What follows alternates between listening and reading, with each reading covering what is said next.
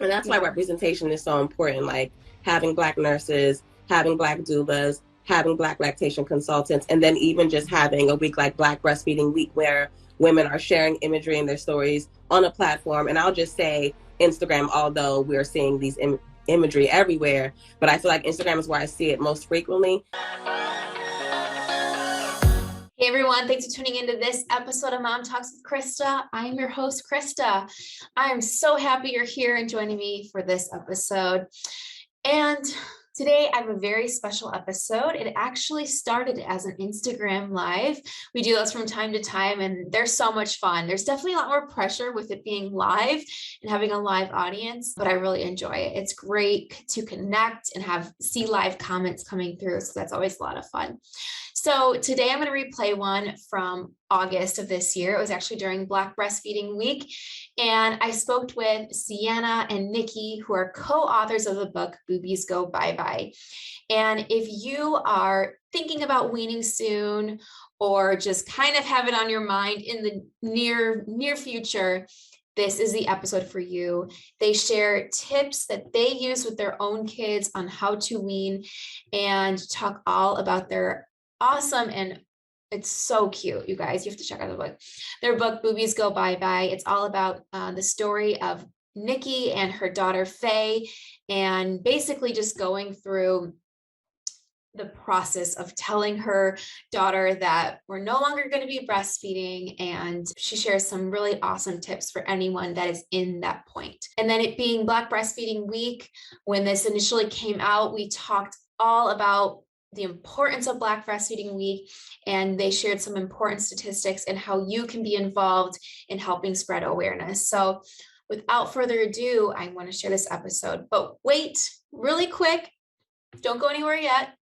We are introducing our new segment, Mom Tales of the Week. I'm so excited for this. Every single week, we're going to be posting questions on Instagram and our Facebook group, having you guys share some of your funny, interesting, awesome, cool stories that happened to you with some different prompts. So we got some really good ones for you today. So hang around for the end of the episode. I'm going to be sharing some of your mom tales. I can't wait. So without further ado, here's my interview with Cyana and Nikki. Thanks for coming, guys. I'm so excited to talk to you guys about your book and, of course, about the importance of Black Breastfeeding Week, because it just started yesterday, and I'm just so excited. So just to get started, can you guys just tell us a little bit about each of you, and we'll kind of go from there. Yeah. Well, thank you for having me. Thank you for having us. My name is Nikki. I live in the DMV area. That's DC, Maryland, and Virginia. I'm a wife. I'm a mom of 3, married to my high school sweetheart. I am a publicist. I own a PR agency, Osei-Barrett. And I also co-founded District Motherhood, which is the DMV's premier 501c3 for moms of color. I'm also the co-founder of the Momference, which is a full-scale conference for moms of color, and moms fly in from all over the nation to come to DC for a full day of Black mom magic. It's lit. It's amazing. And I most recently co-authored Boobies Go Bye-Bye with Cyana. So it's me in a nutshell. Hi, my name is Cyana Riley. I'm born and raised in Washington, D.C., currently living in Maryland. I'm a wife. I'm a mom of 2. My son, Hunter, is 5, and Tegan is just turned 2.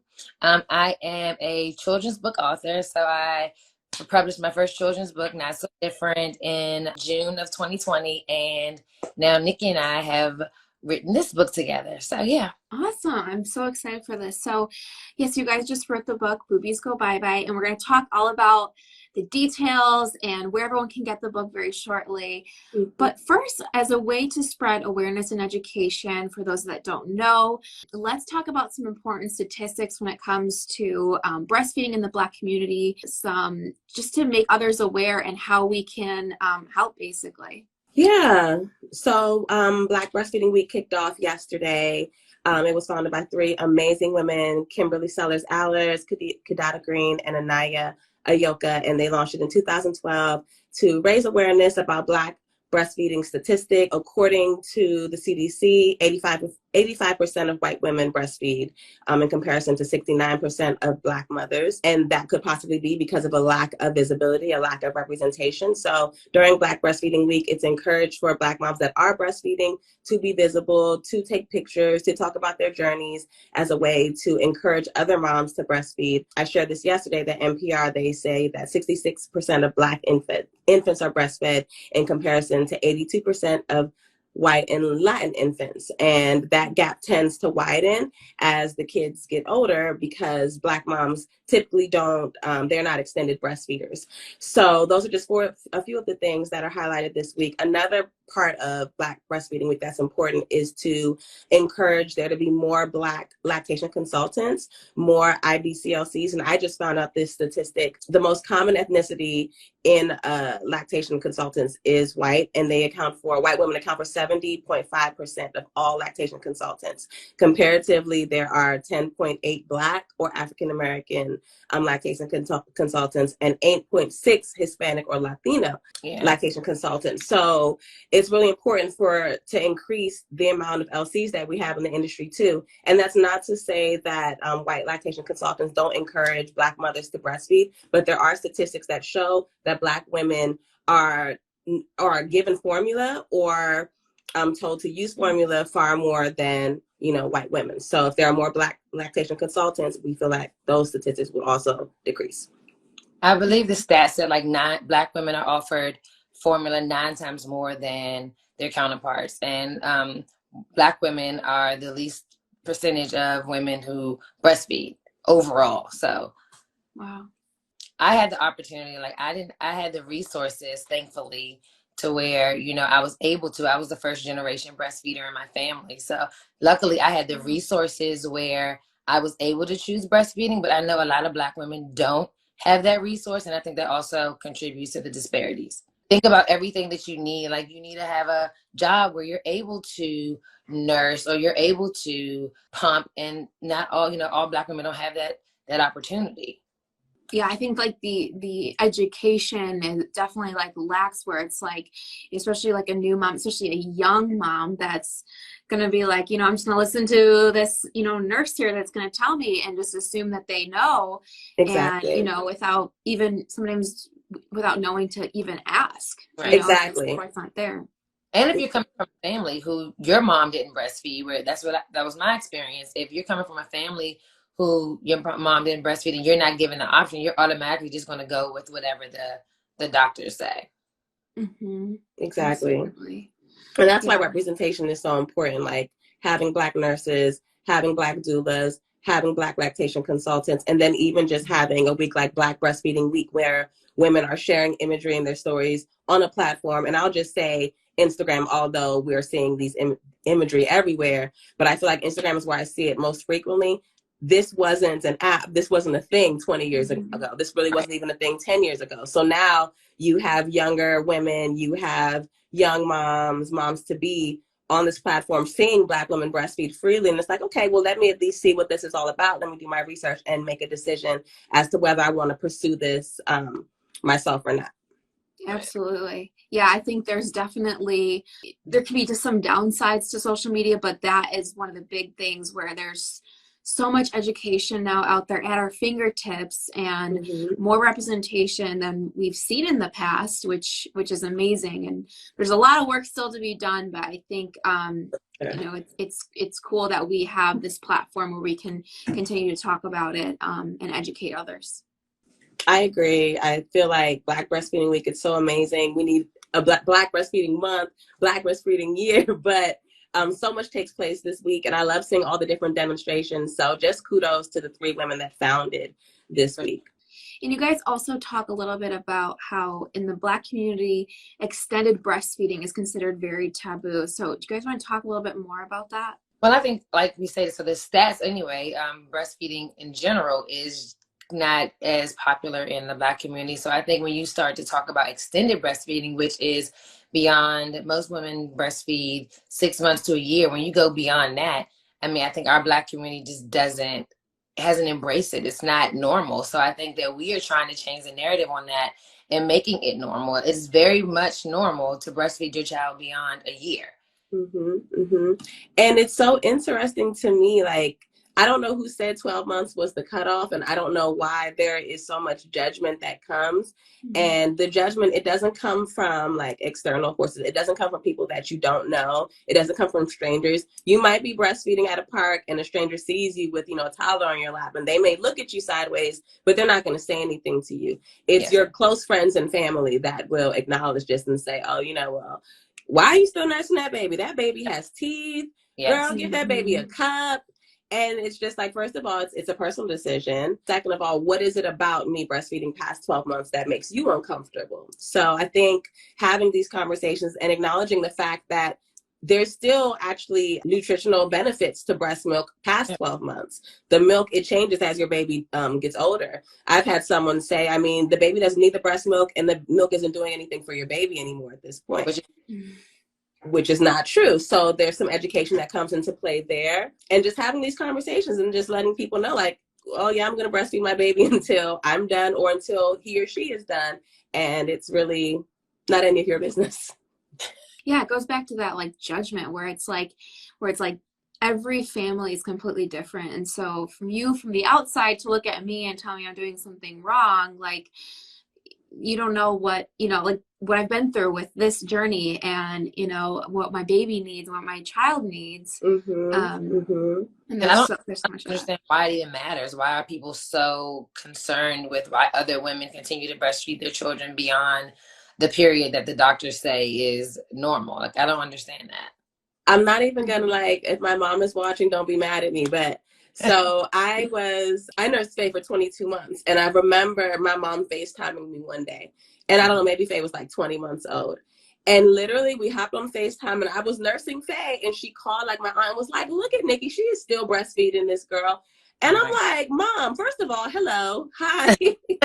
Like, you didn't even greet me. The first thing you did was acknowledge what I was doing and then call someone to look like as if it was a spectacle. Mind you, I'm from Ghana. So, back home, women breastfeed 2, 3, 4 years. So I don't even know why she felt the need to acknowledge that. But those are the kinds of things that you may deal with as a mom that is an extended breastfeeder. And it shouldn't be that way. Yeah, I had a very similar situation with my mother as well. Mother's asking me when I was going to stop my daughter. So it be your own family. Yeah. I know we have a Facebook group, and I feel like a lot of the posts I see the most, it's close family, it's close friends that they feel the most judged by, or, the most of the negative comments, because I think a lot of times they think like, oh, because we're a family, I can say that. And it's like, it still hurts. Like, yeah, exactly. Yeah. They feel most comfortable. And I don't even think that they're doing it maliciously, but like you said, they feel the most comfortable because they are close friends. They are close family. So they feel like they can express their opinion about how you mother your child when, you can keep that to yourself. When it boils down to it, I think it's just a lack of knowledge. I think ultimately it's just a lack of knowledge. People don't understand. People haven't taken the time to understand why people decide to breastfeed for longer than a year. So they're not aware. Definitely hear that a lot. It's that insecurity with either themselves or they were told by someone like, oh, that's not good. And so then they kind of push it off into someone else. Yeah. For sure. You talk a little bit about gentle weaning, and that's another thing that's rarely discussed. So I'm so curious to hear more about what this is and how people can use it.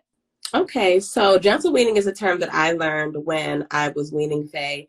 And I remember, again, telling a friend, and they were like, girl, what is gentle weaning? And it's like self-led weaning, allowing the baby to wean themselves off or finding a way to respectfully end the nursing journey. I always try to compare it to myself as an adult. If there was something that I really loved and I indulged in every day, I enjoyed every day, and then one day someone just took it from me, like, would I not be so hurt and so devastated? And so that was my thought behind weaning Faye. Like, she loves her boobies. I can't just one day be like, you can't have them anymore. So with gentle weaning, you find an easier way to transition them slowly from the breast, whether it's removing one feeding a day, the evening feeding, or the daytime feeding. And you can work with a lactation consultant on different tips and tricks and tools that you can use, but it's slowly ending the breastfeeding journey rather than just abruptly cutting the baby off. Yeah, and then just to add on and also doing things such as like kind of not having your boobs as accessible. So maybe covering up a little bit more. So that works for me, like not having a shirt where my daughter could just lift it up. If I have on a dress, she can't get to it as easy. So then she might not be as interested because she'll just figure out to do it. So that was a part of gentle weaning that I took on with weaning Tegan. Awesome. That's a great explanation of it. Like, you wouldn't want something just taken away from you, so allowing them to have a little bit control, or when they kind of want to slowly wean on their own a little bit. And we'll talk about it in the book, but even just preparing them for the transition. And that's kind of how Boobies Go Bye-Bye came to be, but like talking to your baby and just letting them know, mommy's boobies are broken, or mommy's boobies are going bye-bye. Just having that conversation, preparing them mentally for the transition rather than just abruptly doing so. Yeah, like gradually leading up to it. Like I think we started talking about weaning months before we actually weaned, and gradually we slowly cut down to not doing it all. So. Yeah. Awesome. Yeah. So I think that is like the perfect segue into your guys' book, Boobies Go Bye-Bye. And it's the real life story of your daughter, Faye, and the weaning process you guys went through. So tell me about the book, tell everyone what they can expect in the book and the process and all that fun stuff. Yeah. So we're so excited. It's available for pre-order now, Boobies Go Bye-Bye. And the book came about because I documented my weaning journey back in December. And it's funny because all of last year I said, okay, well, Faye's about to turn 12 months, I'm going to wean. And then I would be on Instagram like, oh, she's 15 months, I still haven't weaned. Oh, she's 18 months, I still haven't weaned. So the people that are like my IG friends, IG followers, they had seen me going through this process and not actually beginning the weaning process. But being home during the pandemic, I think Cyana can attest to this too. I wanted to wean, but then the pandemic came. So it's like we were stuck in the house. There's no place to go. You can't just send your kids to mom's house or, So we just continued nursing. And then also because there are benefits to breastfeeding, you have immunity protection, all of those things. It's like, okay, well, I'll just keep nursing my baby. But towards the end of the year, I was done. I was touched out. I was tired of being abused by Faye. Anyone who breastfeeds, you know that breastfed babies are bullies. They are strong, they are aggressive, and they become more aggressive the older they get. So I was tired of just being manhandled by my daughter, and I just kind of wanted my body back too. So in December, I decided, okay, we are not going into 2021 nursing. We're just going to cut this off. So I talked to my sitter, my amazing sitter, and we came up with a plan. And it was to leave Faye with her for 4 days. And this is one of the tips that I actually received from another mom, just asking, how did you wean your daughter? And most people said, well, I dropped my daughter off, or I dropped my child off for a few days. And when they came back, that was it. So, which is still kind of, a little rough, but that's what most people did. And I said, okay, well, we're going to do that too. And she said, Nikki, are you sure? If you are ready to wean your daughter, then that means when you pick her up after these 4 days, you cannot regress. You cannot go back to breastfeeding her. So I'm like, okay. So I made the decision, and then we started to have conversations with Faye, just talking to her and saying, mommy's boobies are going bye-bye. Mommy's boobies are broken. Mommy's milk is going away. Just having those simple conversations with her. And my sitter reinforced it, and so did my son, Nick. He's 9. He also reinforced it. And then I dropped her off to her sitter. And I documented the whole process, me crying, me panicking, because I was really, really nervous about the entire thing. And when I look back at some of the videos, they do seem a little dramatic, but that's how I felt in real time. I was afraid that Faye would be angry. Yes, that is real life. Like going through the stress that you don't think about the stress that you have to go through when you're nursing your child. People always think about the child, but it's also a very, very emotional on the mom, because this is a bond that you've created. Exactly. So it's breaking the bond. It's coming to terms with me. I'm no longer going to nurse this baby. This chapter of my life is done, especially because with Faye, she is my last. I made sure of that. not having any more babies. So, accepting the fact that, okay, I'm no longer going to nurse. Is Faye going to be upset? How is this transition going to go? She's going to cry for a few weeks. So I documented all of this, and I got so much feedback from the moms watching saying, I'm going through the same thing, or I'm preparing to wean, or my son is 4 and I'm still nursing because I'm scared to wean. So I documented the entire process when she came back, what happened, and thankfully she weaned a lot easier than I thought. So some of the things that I did to wean, of course, I dropped her off for a few days, but I also put Band-Aids over my boobies. I wore bodysuits. I put ACV on my nipples, you name it, I did it. So that just to create an aversion. But what worked for us was the Band-Aids over my nipples. She came home and she saw them and she was just like, wow, mommy's boobies are broken. But we had this conversation before so she could make that connection. And she realized then, okay, I can't nurse because I don't have access to the nipples anymore because they're broken. So I said all that to say I documented everything. I got so much feedback from moms saying, thank you for sharing. These were great tips. This is amazing. And then one woman, I don't know if she's watching, her name is Prissy Sweet Cakes. I absolutely love her. She's a local vendor we work with. She DM'd me and said, newsflash, sis, Boobies Go Bye-Bye is a book title. Think about it. And I was just like, wow, it really could be a book title. So I went to sleep that night. And God came to me and was like, you know what? You should write this book, document this, call Cyana, ask her if she wants to co-author it with you. I woke up the next day and it was just all so clear. Everything was painted out, like from the artwork, what I wanted the story to sound like. And I called Cyana and said, hey, can you talk for a second? And yeah, that's really how all of this came to be. But really, once Prissy brought it up to me, I thought to myself, it makes sense for there to be a resource to use for weaning, because we read our children books about everything. There's potty training books, manners, shapes, colors, being a little leader, all of these things. What if there was a book? What if there was a resource, a picture book that mom could read to her toddler to explain the weaning process and use it throughout the weaning transition? And so that's how we got to Boobies Go Bye-Bye. And then I called Cyana and here we are. And so while Nikki was recording all of this, I was in the process of thinking. I was in the same boat. Like, I wanted to wean Tegan, but I was afraid. We were in the middle of a pandemic. I didn't know where to start. I didn't know how to start. My son weaned himself, so I didn't have to go through it with him. But this process with my daughter, I knew that I was going to have to initiate it. So watching Nikki document her weaning experience gave me the courage and I used some of the tips that she used. So it gave me some of the courage to go through with it. And we started using the same language, Boobies Go Bye-Bye, which really helped my daughter because she grasped it and she started saying it as well, which helped her connect the dots.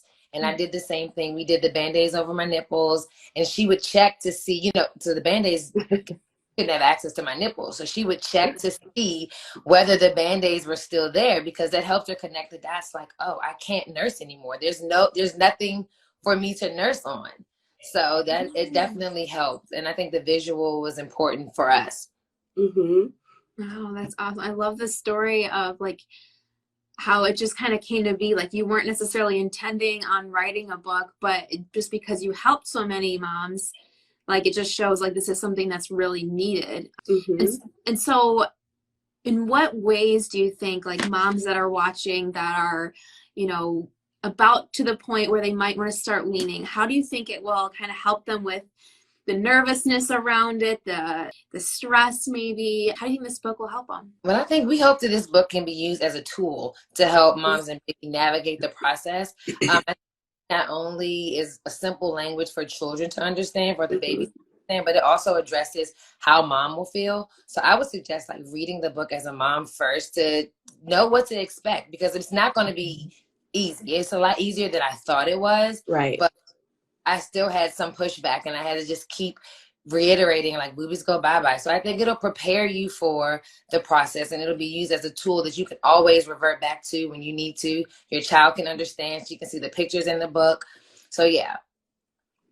Awesome. Exactly what Cyana said. Awesome. Someone in the comments said, what is the best age to wean? Ooh. And I honestly, I think you have to make that decision, but I will say that the older or the longer that you nurse, the harder it is to wean, from my experience. Absolutely agree. Again, personal decision. I would suggest doing it before 12 months, between 9 and 12 months, because I think that after 12 months, it's game on. Like, they're toddlers. They're cognitively, they're so much smarter, and it's just going to be harder to, sever that tie. So, but that's a personal decision. Mm-hmm. We're so excited for everyone to read the story. And so when we decided to write it, of course, we did our research first just to see if there were other weaning books. I had never seen one, but I think it's a really niche subject that you're not going to find unless you're looking for it. So I've never seen a weaning book in a store, like not at a Barnes and Noble. It's hard. I've never seen a weaning book, picture book. Mm-hmm. So then I went on Amazon and I searched for books there. There were a handful, but all of them were pretty dated, or they were written from, more of a technical perspective, which is fine. There wasn't a book that I thought would be approachable and relatable and really spoke to this generation of moms. Mm-hmm. And then also we noticed that of all of the weaning books that were available, none of them were written by Black women, and none of them featured Black main characters. And we said, okay, well, then I guess we are supposed to do this because we are truly filling a void with this story. So I'm excited for everyone to read it and see just how relatable and modern and fun, and like there's a triumphant end at the story, but also the representation of it all. Yeah. Which I think will help normalize breastfeeding and extended breastfeeding in our Black communities, which is needed. Exactly. Because you can see in the book, like, it's me and Faye in the book, but you can see Faye getting bigger and bigger and bigger. And so you can see that there's a larger baby in Mama's lap, which shows that, she breastfed her baby for longer than, 12 months or whatever. She's a toddler essentially. So it's just like subtle ways of acknowledging extended breastfeeding and having those conversations. I love that. And I love the artwork in the book. It looks so good. Thank you. Did you guys know someone that did the artwork, or who did the artwork? It looks so good. Thank you. So I wanted to work with a Black-owned publishing company, and I did my research and I found DG Publishing. They are a husband and wife duo. I believe they are based in Texas. I'm probably wrong. They are amazing. They're a one-stop shop. So with the book publishing process, you have options. You can, work with a publisher and then work with an illustrator outside of the publishing company. I chose to do everything in-house, and I love that this company offers everything. They offer editing with your manuscript, in-house illustrations, they assist with marketing, all of those things, and then can help you with the final publishing and getting the book on different platforms like Amazon, etc. So everything was done in-house. I sent them pictures, I sent them inspiration, and honestly, they nailed it. Like, it's beyond what I expected, honestly. Yeah, it's beautiful. It's beautiful the way they did it. So tell everyone where they can get the book, where they can pre-order it, and all those fun details where they can get it. The book can be purchased at theadventuresoffaye.com. Will be available in September on Amazon. I will put all the links in the notes once I post it to our page. And then, of course, where can everyone follow you guys and see more about the journey? Ask you guys any other questions if they have questions specifically about weaning or anything else, really. Yeah, you can follow me at Chocolate Fashion PR. And then you can follow our two mom communities. I'm the co-founder of District Motherhood. We do a lot of fun events in the DMV and also nonprofit work. And then also the Mom Friends. We have our annual conference in May, the week after Mother's Day. So you can follow the Mom Friends, District Motherhood, Chocolate Fashion PR, and the Adventures of Fancy Faye. I'm sure you'll tag all of these pages because that's a lot for people to remember. Yes, and you can follow at Not So Different Book. Awesome. Well, this was so good. I think just, it's an awesome way to kick off Black Breastfeeding Week and just talk about the importance of why we have this week and how, other people can help support and spread and educate, spread the news, educate. Any other tips or anything you want people to go away from in regards to supporting Black Breastfeeding Week? Yes, I would definitely say go to the website, the main website, blackbreastfeedingweek.org, and find ways that you can contribute, ways that you can donate, ways that you can amplify their messaging, because they're the reason why Black Breastfeeding Week is a thing, and they're doing such great work. And I think that we are just an extension of what they are doing. So going to the organization the same ways that you can assist directly is the best way to start. Yeah, I would just piggyback that and just say to continue to educate yourself, because a lot of people I know didn't know that disparities between Black women and breastfeeding. So I think continuing to educate, the more people get educated about it, the more people will know about it, and it'll become more normal. Mm-hmm.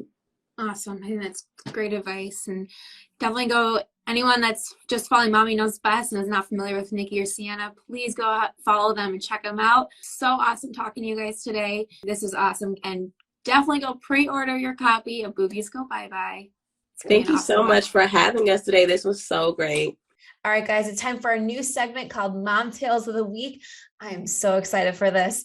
So we just wanted to add a little spin to the podcast each week and get your spin on motherhood. So we are sharing different prompts, different questions every Monday on social media, and kind of just reading through some of our favorite answers.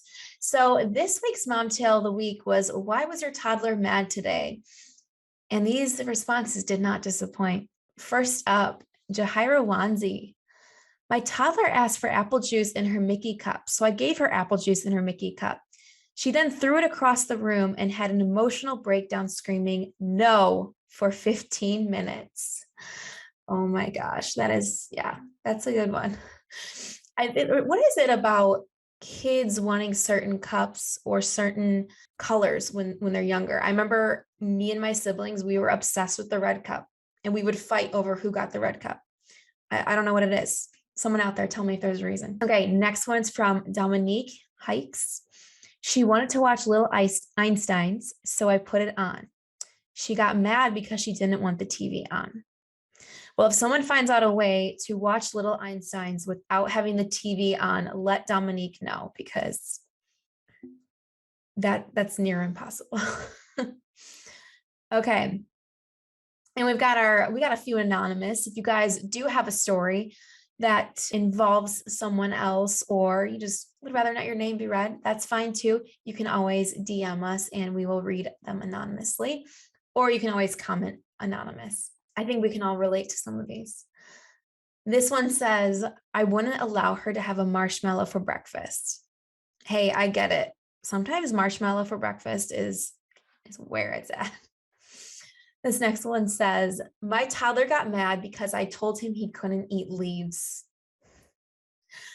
Okay. I mean, on the opposite end of that though, what's the, if you let him eat a leaf, he might realize that they're not good and then not do it again. Just saying, that was just my little input. I do remember one time as a kid, I had dirt on my shoe and I ate a piece of dirt. And my mom was like, that's fine. You build your immune system. I don't know if that's just something that people did back then. This last one. I told my toddler he couldn't play outside during a storm. That's a tough one because storms do seem fun, but yeah, that's tough. Maybe he'll be like a storm chaser when he grows up and want to follow the storm, because that's exactly how my fiance is. Anytime there's a storm going on, he wants to be outside and see what's going on. So, maybe he's got a little, storm chaser or weatherman in him or something. So, all right, guys, that was our first Mom Tales of the Week. As a reminder, every single Monday on Instagram, Facebook, and in our Facebook group, we will be posting these little prompts to get you to share your side of the story. You can share all kinds of things, and we're going to read some of our favorites. So hope you guys enjoyed that, and thanks again for tuning into this episode, and I will see you guys next week. Hey guys, if you found this or any episode of Mom Talks with Christa helpful, please like, comment, subscribe, and of course, share it with your friends. We release new videos every single Wednesday, and our new podcast is out every single Thursday. So lots of different ways you can catch us. And of course, if you're not following us on our socials, go ahead and follow us there. We've got tons of new content for you every single day. And finally, if you're watching this and doubting yourself, you're doing a great job. So thanks so much for watching, and I'll see you next week.